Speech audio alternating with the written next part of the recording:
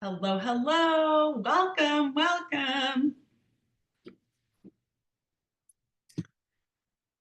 Hey, how are you? I'm so excited to start day two. Sorry, I'm running a couple minutes late, but we'll just dive right in to honor your time. But I'm excited you're here. I know a lot of people were sharing that they wouldn't make it live today, so they'll be catching the recording. So if you are catching the recording, hey, I'm so glad that you're here catching the recording. Even if you missed day one, you'll still get value jumping in right here where we're at. So don't feel like you have to finish day one before you watch this. Each day does build upon the day before, but you'll still learn a lot from day two, even if you still have some catching up to do with day one. Hi, Wendy, great to see you. Okay, so today for day two, we are going to be talking about your human design authority. Today is really all about, yesterday we were learning how to move through life true to our nature, learning how to act like our aura type. Today, we're going to be learning how we are designed to make confident decisions we can trust. So I'm going to go ahead and jump right in because we have some really powerful questions at the end of this that I want to be able to make sure we have sufficient time for, and then we'll open it up for Q&A at the end as well. Okay, so just a quick little reminder that really I designed this 4-day alignment challenge, taking some of the best, most potent, powerful modules from my signature course, the Bold Empowerment Blueprint. And that whole course is designed to destroy the belief that your self-worth is tied to your titles, accolades, and achievements to help you finally understand how to live in alignment with your true unique self and fully realize how to easily experience more joy, peace, and fulfillment without the overwhelm and hustle. But this, what we're doing here in the 4-day challenge, you will be able to experience this with even just what's available for free in these 4 days. So that's what's so exciting to me. And of course, you may not know this about me, but I'm like anti things taking a ton of time as a manifesting generator. I want to be like the most efficient possible and skip all the fluff and stuff. So this does not require a ton of time or waking up super early or pushing through resistance to the point of burnout. And it does not require like the perfect plan or the perfect support system. If you implement the things that we learn throughout these 4 days, you will see a positive shift in your life and in your business. And that's what my objective is to give you some key foundations. One of the things that we talked about yesterday as part of the Q&A portion of the call was that, you know, we don't always have control or the ability to influence and shift and change our environment or the people in our lives and our relationships and how they, you know, respond to us, but we always have the ability to shift and change ourselves. And when you change the way you look at things, the things you look at change. And so as you change and become more and more aligned, you will begin to have the ripple effect throughout your whole life to experience your same life differently. So that's why you don't have to have the perfect plan in place and the perfect support system in place. Just micro shifts that you make can begin to make a positive improvement in every area of your life. Okay, so all of my coaching, whether I work with private coaching one-on-one or when I host my business masterminds or when I teach little course programs and stuff, it's all utilizing my signature method called the core connection method. So just as a quick reminder, this is about step one, beginning to understand your identity. That is what the first 2 days of this challenge are about. Understanding your unique personal identity and learning how to align with your human design and how you are designed to move through life true to your nature so that you can really just be you, which is the embodiment of bold empowerment. Then step two, we will start at the end of today to dig into this. And then over the next tomorrow, we'll dive into this even more. Step two is really about your energy and your emotional blueprint. Who are you at your core when we peel back the layers of your conditioning and we peel back the layers of your inherited generational patterns and get rid of the outside noise so that you can tune in and trust your own intuition and experience more of that peace and joy. So today we're going to begin diving into this, and tomorrow we'll go deeper into step 2. Then step 3 of the core connection method is unlock your soul power. This is where the magic happens. You're going to finally be able to ignite your own superpower and show up in the world as you, authentically and fulfilled. And this is going to be a lot of what that self-leadership looks like. And when you combine self-leadership with emotional intelligence and you're moving through life in alignment with your design according to your true nature, like, whoo, it is like next level magnetism, next level attracting incredible experiences and opportunities into your life. And just you get to move through this life with powerful posture, standing in your truth of who you are, and the way that you're able to lead yourself creates really powerful change for the better in your life and in your professional experience too. Okay, so let's dive into today. We are going to continue with this idea of main character energy. Everything that we're learning is not only about connecting inward so that you can completely change your experience outward, that core connection method, but it's about showing up as the main character in your story. So we're learning these tools to implement so that you can have a better narrative, a better story, a better dialogue that's interesting and fulfilling to you. We're going to begin to talk about conditioning today. Conditioning is really about patterns and behaviors and ways of being that we have been conditioned to be based off of our environment and our experience growing up and many other external factors. So at the foundation of human design is this idea that you came here with a soul signature. Your soul has already decided who it was going to be. And when we came into this world as a new baby, we were already living as our highest self. It's only when people come in and tell us to be different, or that we need to do this or that to be loved or accepted, that's when we get pulled out of our authentic essence. So human design, like I was sharing yesterday, is much more, rather than it being about becoming the best version of you or becoming your highest self, it's much more about unbecoming and peeling back these layers of conditioning so you can come home to your true self, who, like your soul's blueprint, the way that you were designed perfectly to come to earth and experience this life. Conditioning is about like the layers that we've covered. We've covered ourselves to be safe. There's a typo there, sorry. To be safe, to survive, to fit in. We have all of these patterns and behaviors that we've learned to try to adapt to make it through this life less scathed. But sometimes that came at the cost of our authenticity. That came at the cost of our true nature.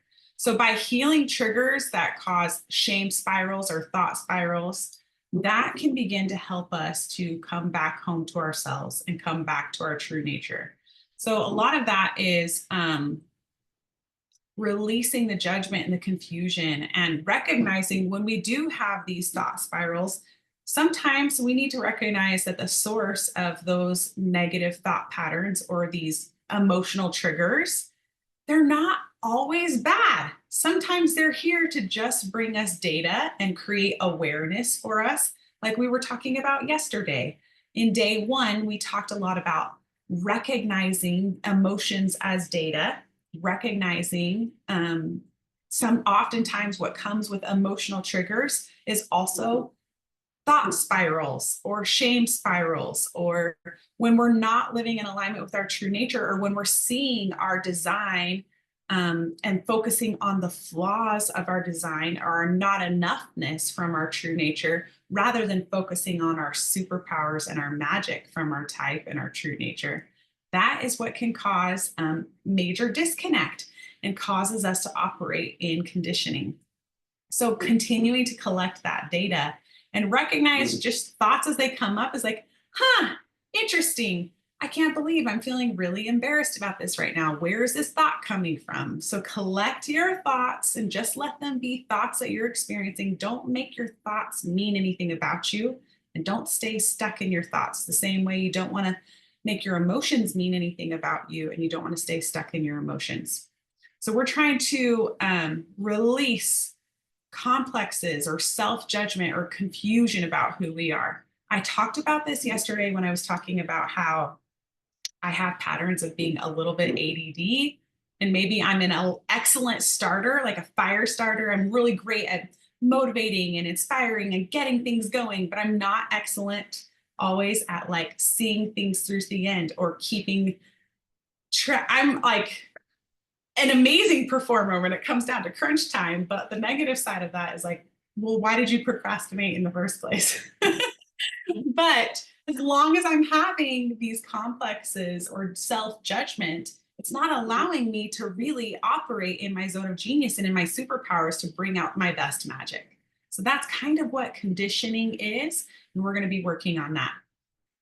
Conditioning is also for a divine purpose. It helps us to develop in our purpose. These dichotomies in our energy are clues that lead us to our highest, most magnificent self.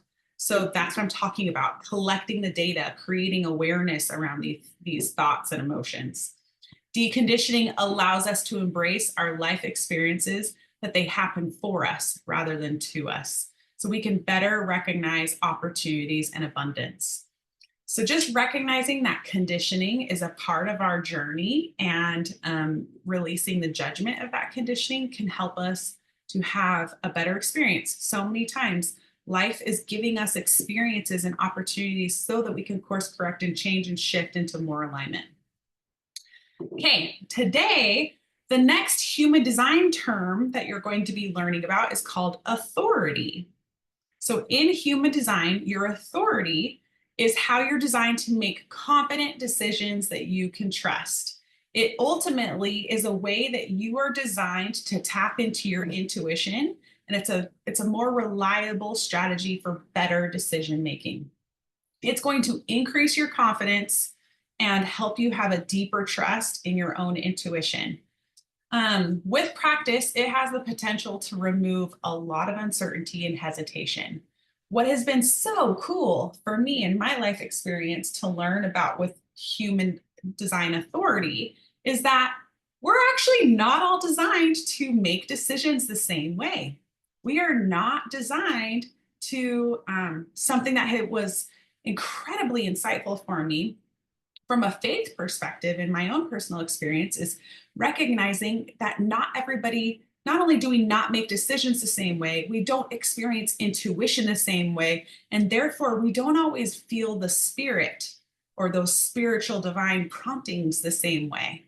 So that has been very interesting for me. I loved learning about authority and the different types of authority because it's given me clues about how when I describe spiritual experiences or powerful intuition or impressions that I've received, my experience in that may not resonate or may not make sense to somebody else who doesn't have a similar experience as me. So I'm excited for you to learn about your authority and how it's designed to work so that you can begin to trust yourself and your decision-making more, but also open your eyes to all of the ways that people experience decision-making so that you can have greater empathy and understanding of others' processes. We started to talk about this yesterday with the Q&A portion, so I can't wait. Today we're diving in. So in the chat, if you pulled up your human design chart, if you haven't yet, then go to jovianarchive.com and get your chart. And then in the chat, I would like you to put in your authority. What is your authority type? So in your human design chart, it should say type, signature, not self, authority is one of the things on there. So if you pull up your chart, let me know what your authority is. We have a sacral authority. I'm pretty sure an emotional authority is the other one. And we'll see, those of you on the recording will have a post in the group so you can share your authority there too. Okay, so here's another little note on conditioning and authority. Early in our lives, we are sometimes wrongly conditioned in how to make decisions. Parents and older siblings maybe made decisions for us. So they completely eliminated the opportunity for us to trust our intuition because they were being our caretakers and our mentors and our guides, and they were making the decisions that were best for us. And of course, that's what we do as parents and well-meaning siblings. But sometimes that maybe was against the grain of how we were designed to experience our intuition. We also have society making decisions for us through media and advertising pressure. Like we have all these messages we're exposed to all the time. So that can create confusion. And then we've had mentors and teachers condition us with the belief that we should think our way through life. Use your head is a phrase. Like, how many of you guys have heard that before? Use your head. And so that can be something that was maybe leading us to make decisions that is in a way that's not in alignment with our authority. And then there's the misleading trap of relying on others to make decisions, the mental overwhelm. We, especially when we are feeling like physical limitations in our health, or the mental load of what we have on our plates is too high, the mental overwhelm, it keeps us from being in a place where making decisions actually feels extremely overwhelming. So we default to somebody else to make the decisions for us. And all of these things are a way of just slowly over time, maybe decreasing our confidence in our ability to make good decisions. Our best decision making depends on our design and which centers you have defined. And then your chart will actually tell you what your authority is. So there's 7 types of authority, and each one has a unique way of processing and making decisions. Your authority is based on the hierarchy of the 9 centers.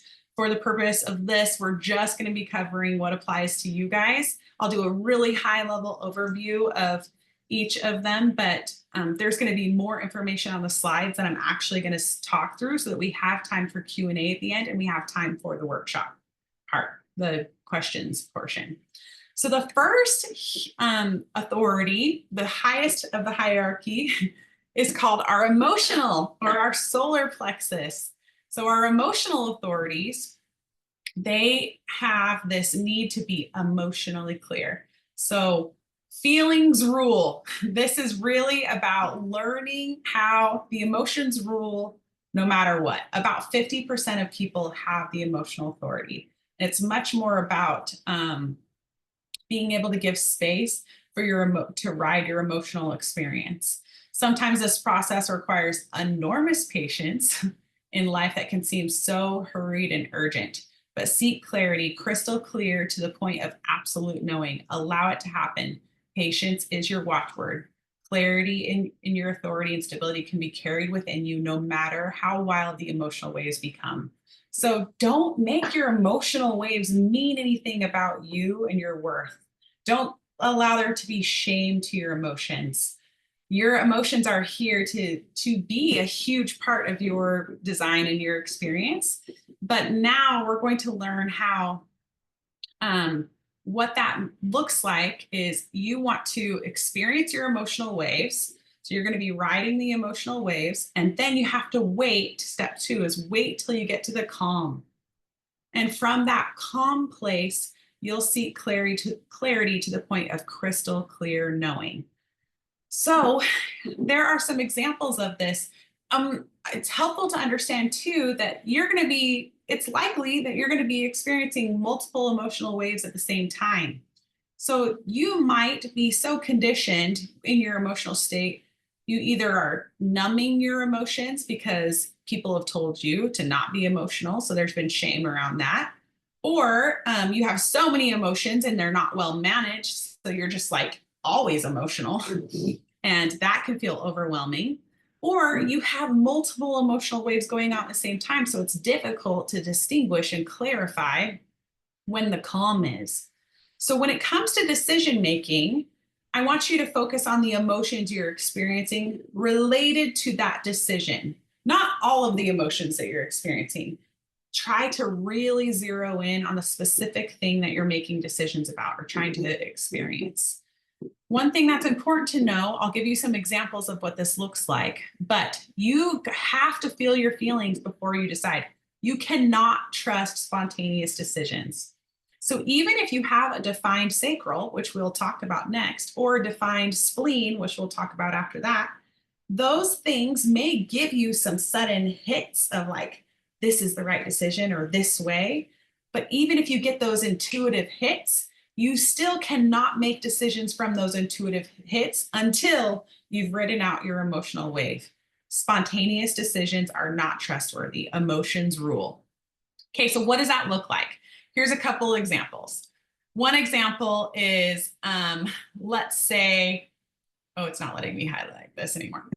So let's say you've been dating someone for a long time and your potential spouse is like, let's get married. And you're like, oh my gosh, I don't know. Like, this is overwhelming. Like, this could change my whole life. Like, what if I'm too young? What if I'm not ready yet? Oh my gosh. Like, we don't have enough money saved up. Like, all these like kind of panic emotions, even though you like love this person and could see your life with them, like all of the panic emotions are ruling.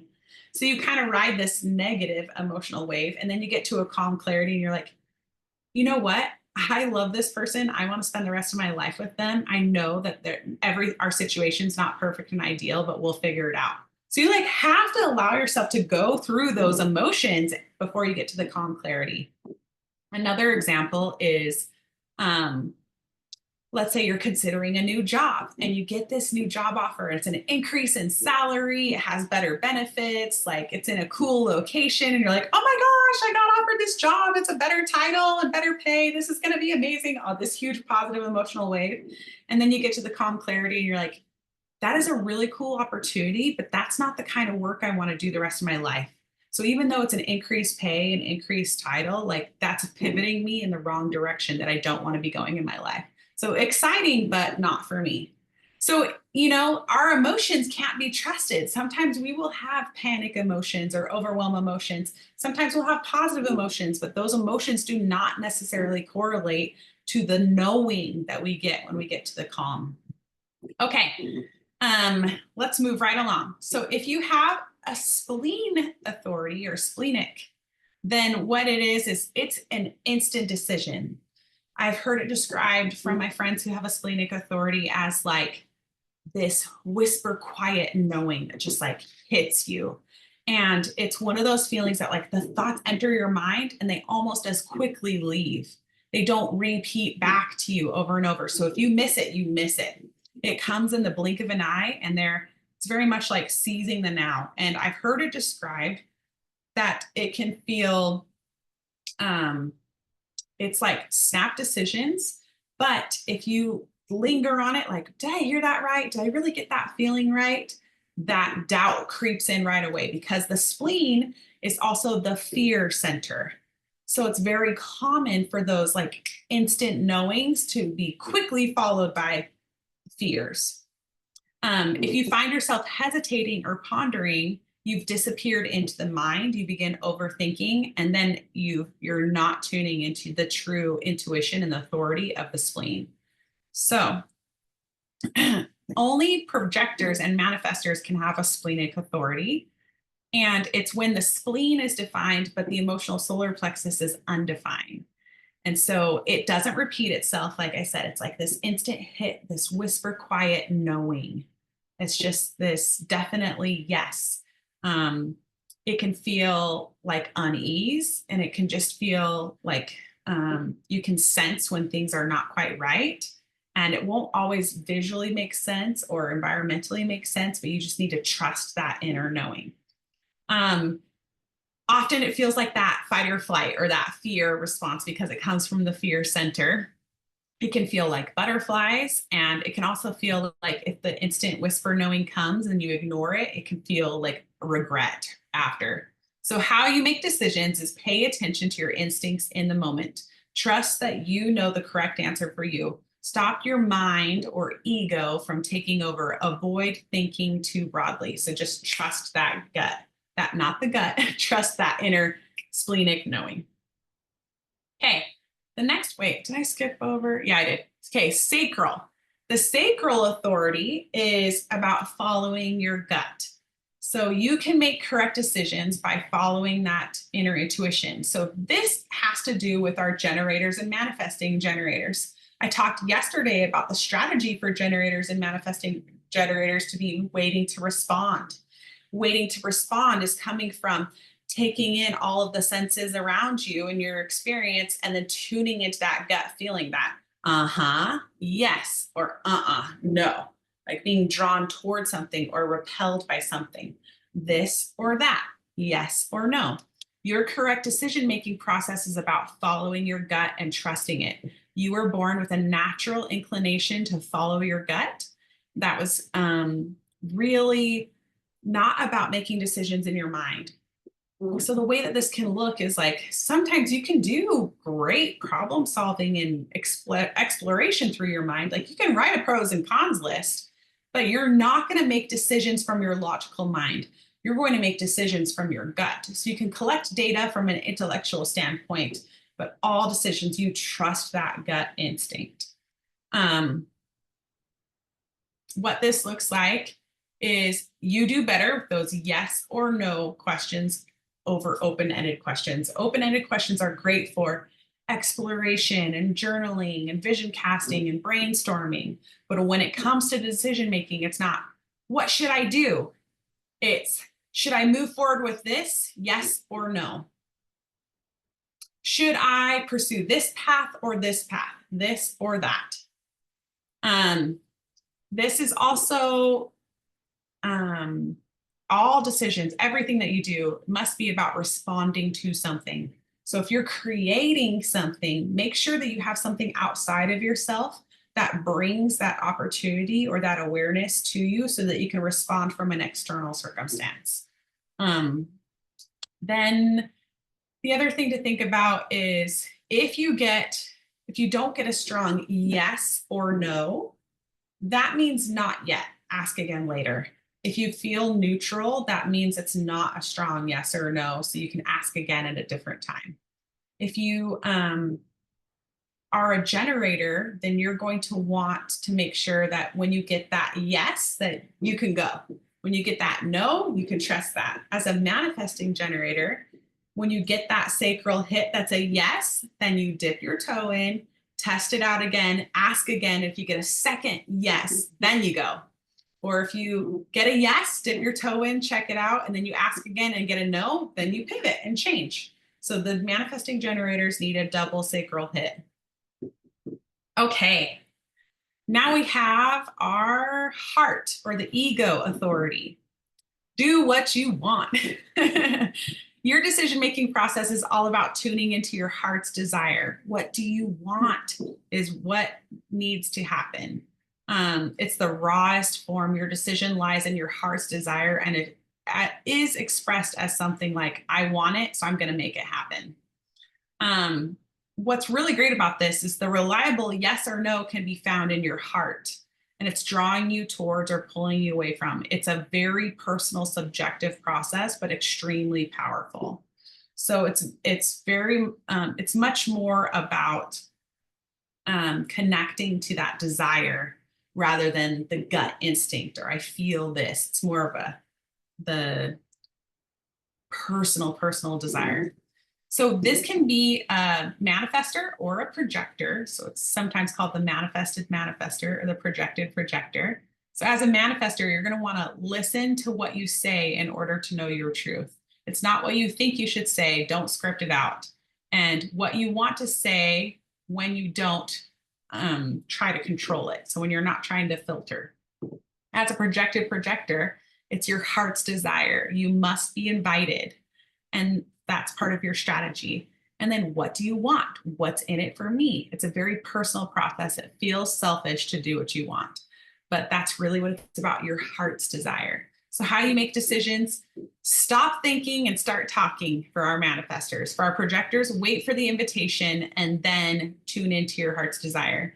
So that is the heart and ego. Then we have our self-projected. This is about being true to yourself. The self-authority is quite different from all the other authorities. It provides subtle inner guidance, as delicate as butterflies. The way it can be robust as an ox in an execution. So I love that description. It can be very soft and it can be very clear and robust. And that's because it's really all about your inner knowing. If you have this authority, your correct decision making is rooted in the knowing, which only you can begin to comprehend. It's the most difficult authority to grasp. So until you get the hang of recognizing its signals, accuracy, and rightness, be patient with yourself. Those with a self-authority, they move their attention to the sternum or the mid-center of their rib cage. This is where they'll feel the physical sensations. And those who have it can recognize it and trust it implicitly. So this takes practice, but it's really about being true to you. It's much more about your identity, not your heart's desires, your inner, like who you are. Listen to what you have to say. Have a trusted friend listen and not give feedback so you can hear yourself. Your truth is expressed through the core of your identity. You know what's right and wrong from like a very personal sense, what's right and wrong to you. Will this make me happy? Will this give me self-expression? Am I headed in the right direction for me? I don't know. I can't explain why, just being true to me. So that's what the self-projected authority is like. Then we have our environmental or outer, or sometimes called no authority. This is accessing intelligence. This is the only authority that is much more in the head, intellectual thinking. But still, you're not necessarily making decisions only from your personal mind. So it's a unique authority because rather than having an internal prompt, you go through an external process to discover your internal truth. This authority cannot be rushed into making decisions. It's slow, deliberate, meticulous, and measured. It weighs and balances. It's thoroughly researched. So diving into the research, the pros and cons, it checks and double checks everything. All of this white space in your chart, when you have the no authority, it's because you have no defined centers from the throat down.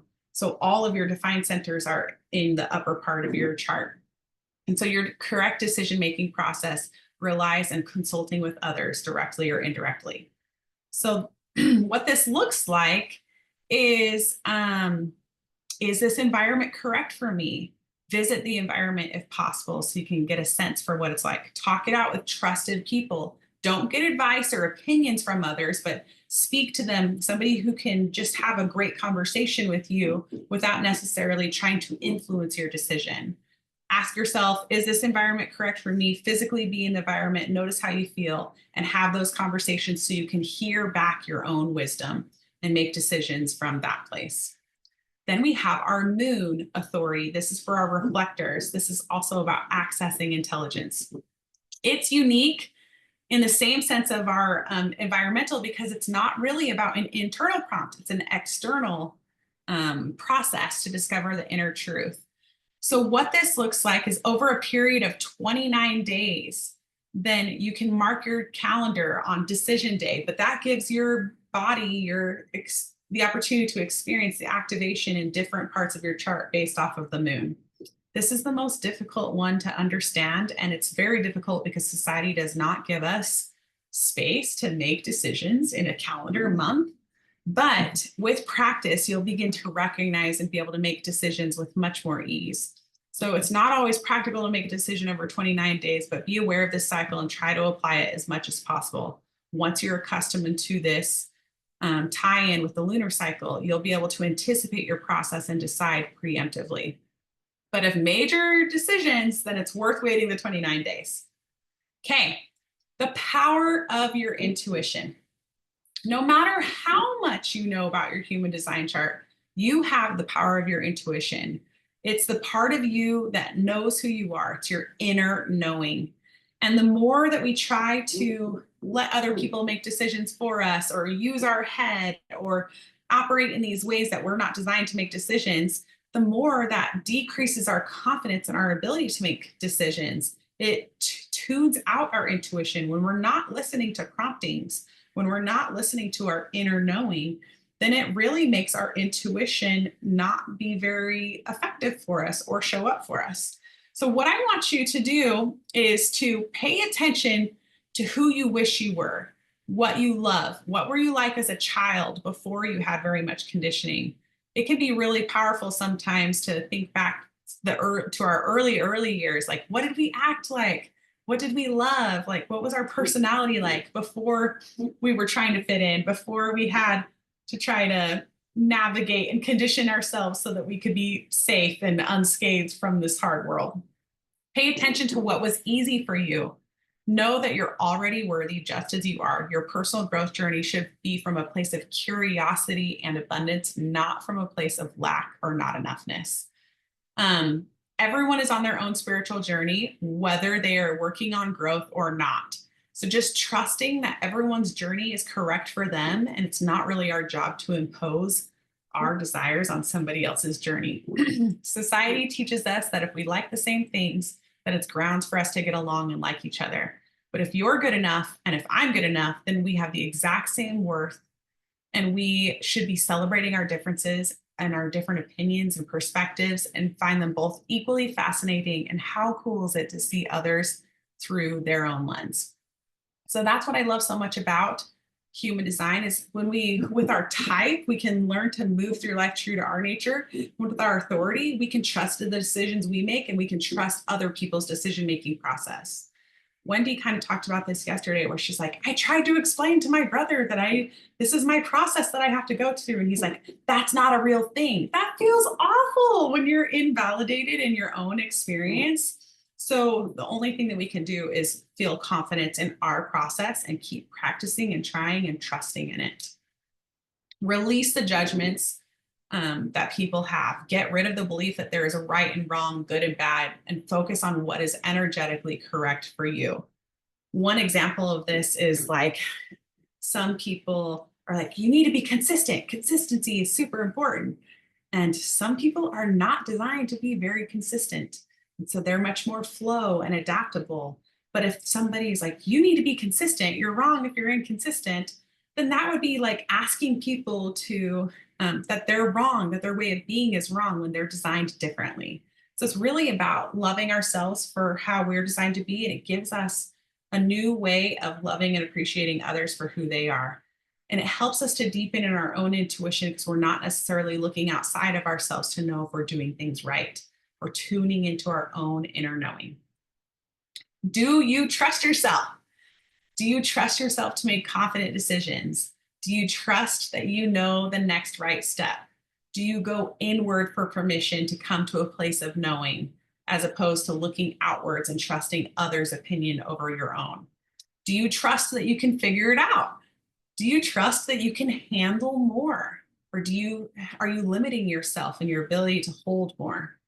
Do you trust that you can be who you desire to be and experience the life that you crave?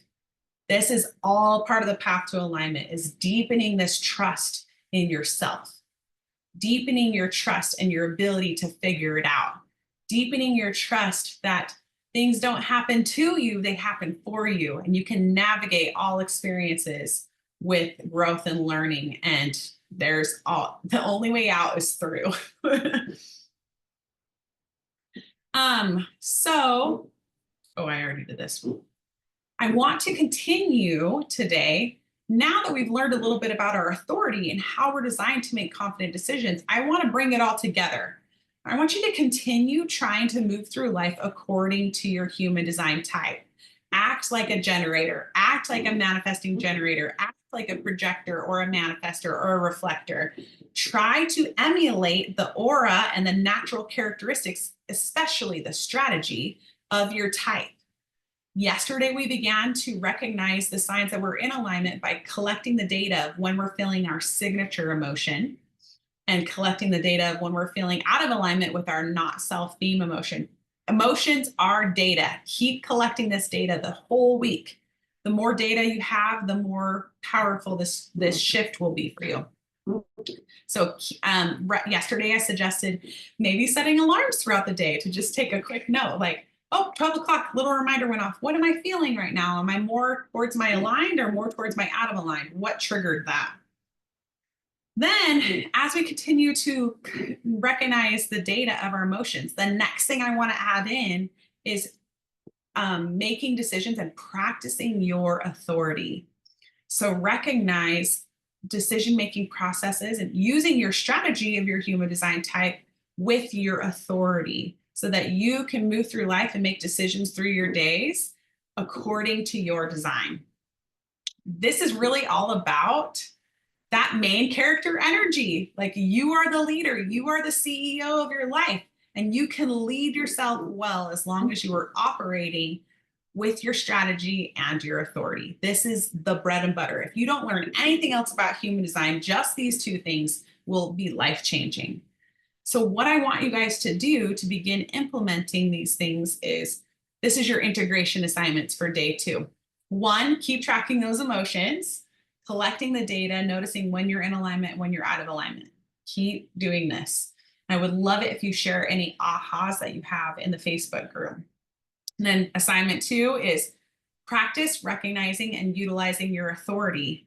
So whatever your authority is, practice using it. If you need any clarity or help on it, feel free to make a post in the Bold Empowerment Movement Facebook group, and I'd be happy to help share some additional insights there as you begin practicing it.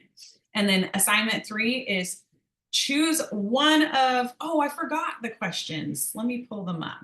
I have some powerful questions that I will post in the Facebook group. And I want you to choose one of those questions and pray or meditate or ponder or journal about those questions so that you can begin to tap into your own trusting yourself and your own intuition. So let me find those questions. I'll see if I can get them pulled up. But while I'm looking for those questions, oh, not that. Let me stop the share and we can open it up for Q&A. Do you guys have any questions about this?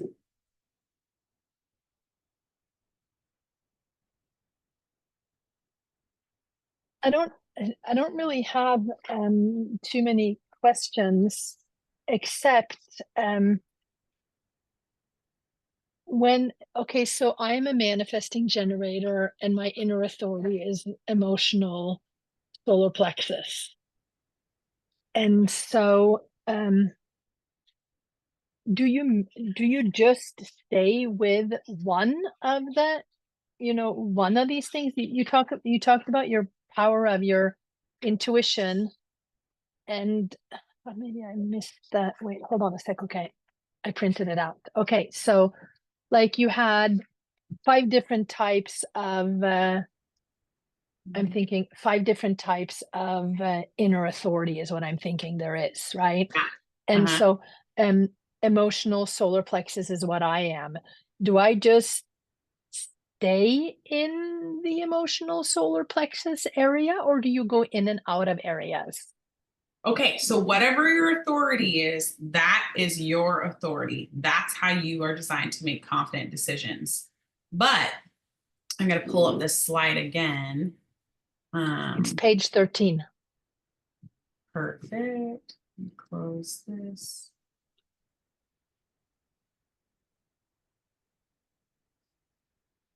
Okay, so on here, if you have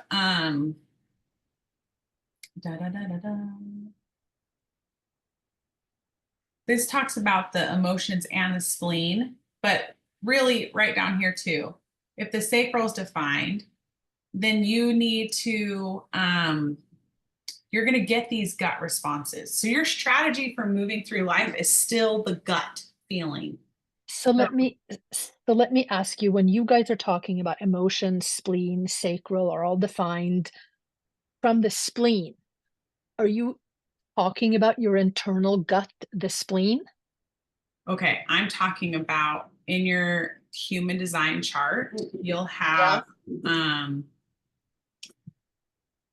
if I pulled up yesterday's, you would see it.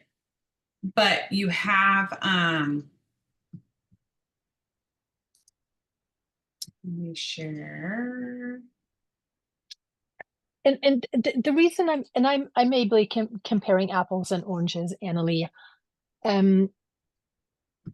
but they're talking about your spleen, which is part of your whole body, right?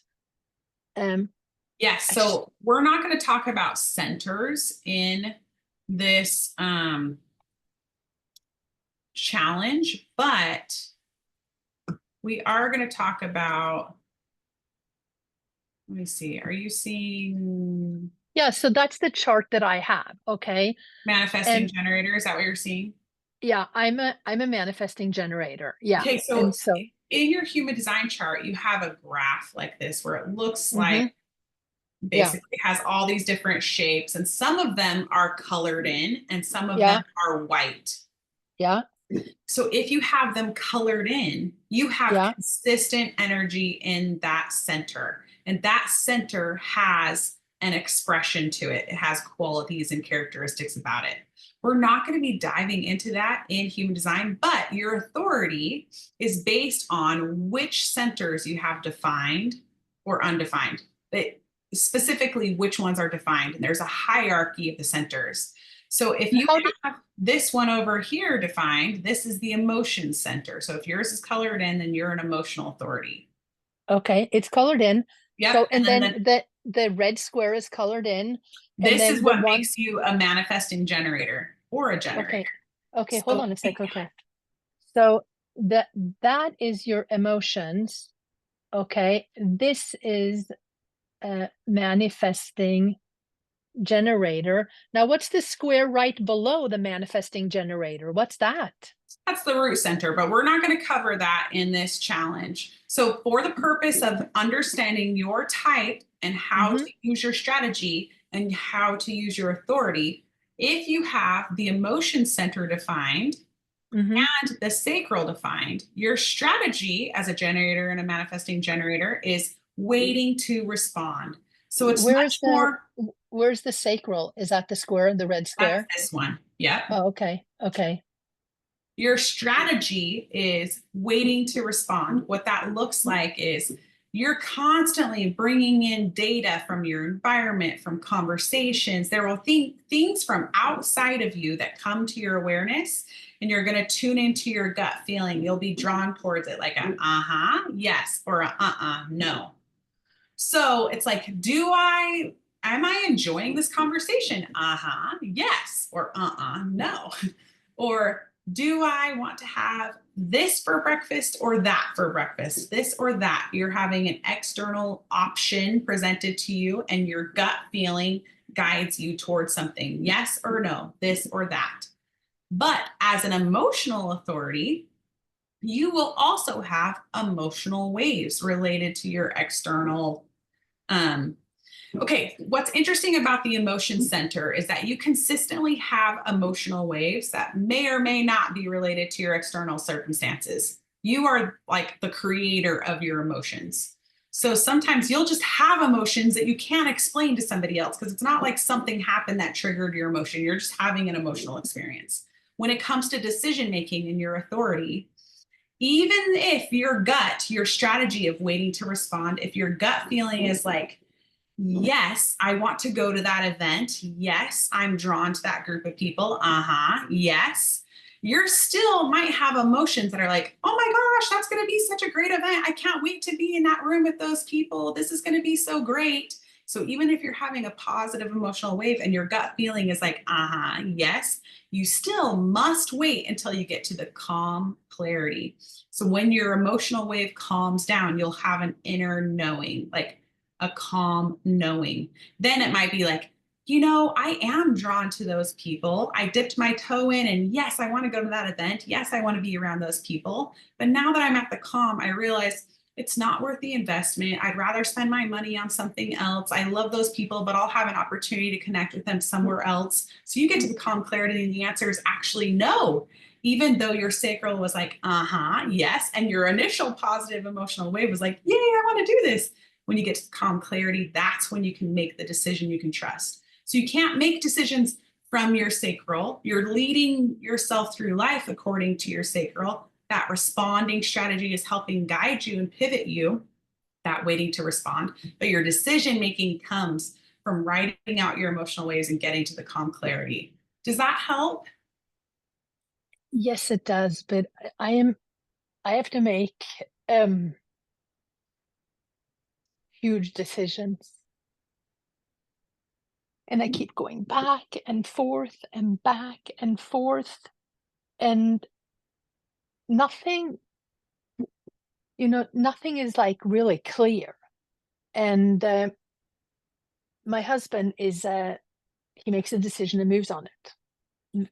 He doesn't even think twice. If it's the wrong decision, then we make another decision. But how do I, what are the areas that I should maybe try and focus on to, because I'm just sitting in limbo. I've been sitting in limbo since August. Yeah. Okay, I want to share this with you. This is what I will post in the Facebook group. Here are the questions that I intended to have for you. So I think this would be wonderful if you guys took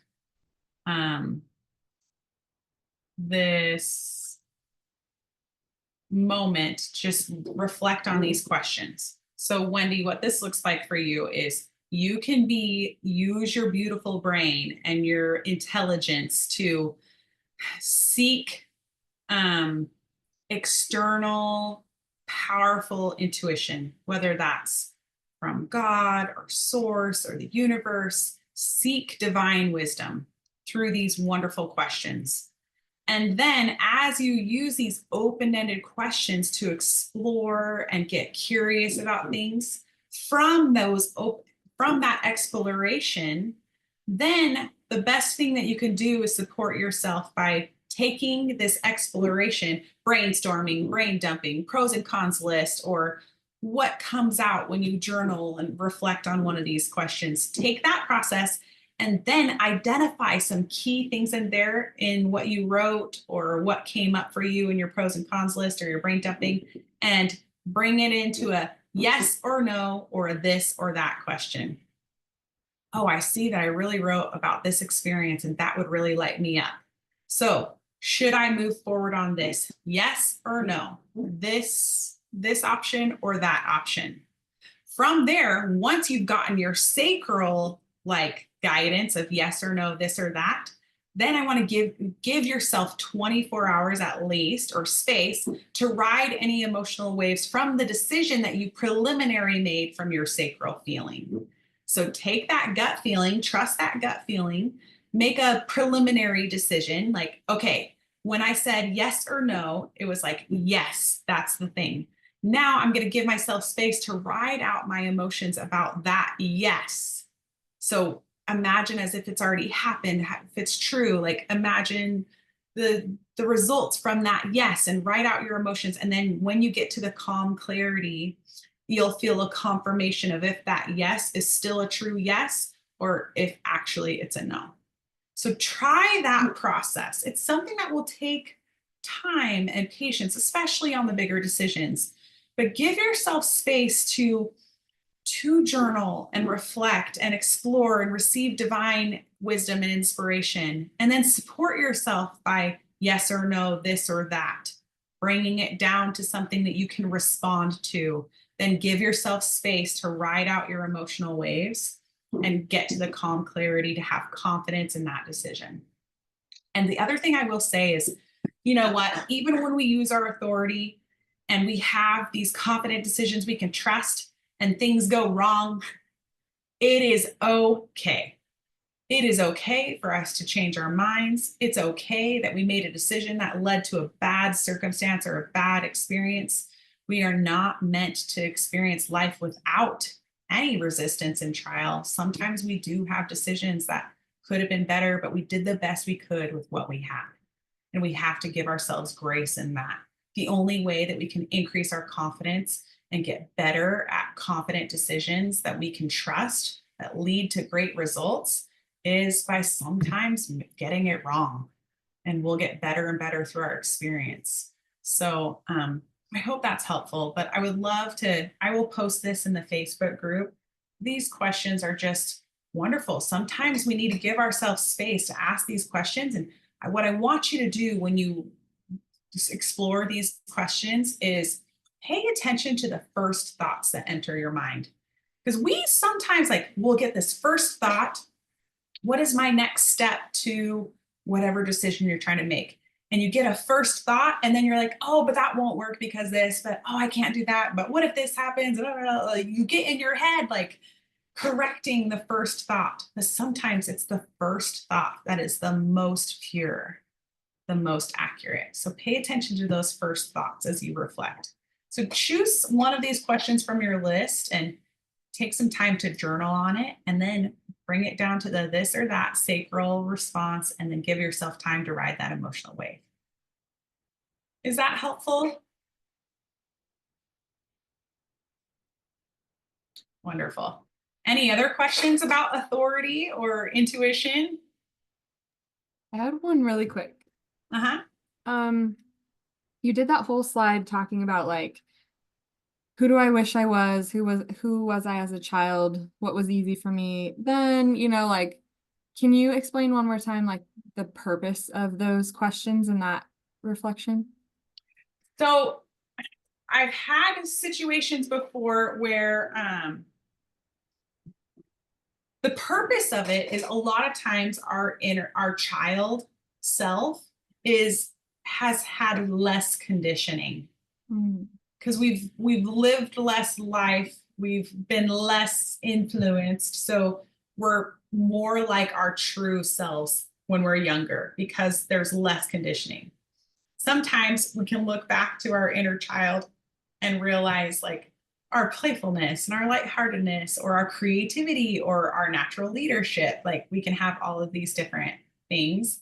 Mhm. But there are circumstances where, there was unhealthy environment or family situations where the inner child was not safe. And so that's not always the most effective, but it can be helpful to some people who did have an opportunity of free expression and play when they were a child.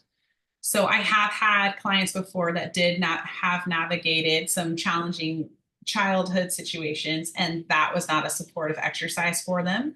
But it Mm. is helpful to think about because sometimes, a lot of times, we'll get clues from our childhood of like what we loved, what lit us up, what we desired, what we naturally were drawn to. And sometimes it can help to remember those things because as we go through life, it's easy to forget our true nature. Okay, awesome. Yeah, Thank you. you're welcome. Well, that was so fun. I'm so glad that you guys were here today. And I will put the integration assignments in the Facebook group, and I'll also put the post with those reflection questions. I would love to hear any ahas or takeaways. This is something that in my course, the Bold Empowerment Blueprint course, I taught 1 week at a time. So there was a lot of time to like, let me practice living according to my type. Let me practice taking data of what's in alignment, what's out of alignment. What does it mean to move through life with my strategy? And then a week later, we were learning about authority and like, okay, let me practice making decisions.